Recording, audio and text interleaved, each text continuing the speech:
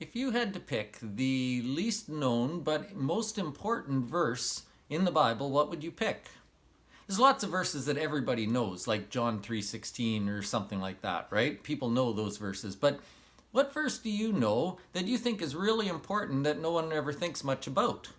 I've got a couple that I'm going to give you tomorrow. That's where we're going to start, and I'd really like to hear yours. Even if we don't get to do them in the sermon, write them down, come and show me. It might be really an interesting discussion to have. But anyway, I'm going to show you a couple tomorrow that I think we need to think more about.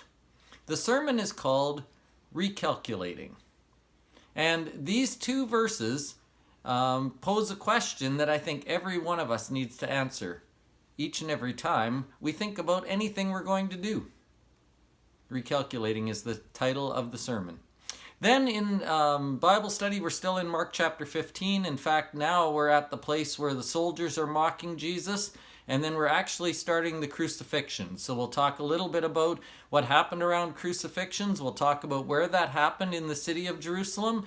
We'll talk about some of the things that we may not know about Jesus as he walked with his cross out towards Golgotha. We'll talk about what Golgotha means and what Calvary means and all those sorts of things. So lots of stuff to talk about tomorrow. Think about the cross. That's where we are. And just a reminder, lunches are done now, so you may want to make plans to go out with somebody afterwards. Whatever you plan to do, though, we'll look forward to seeing you tomorrow.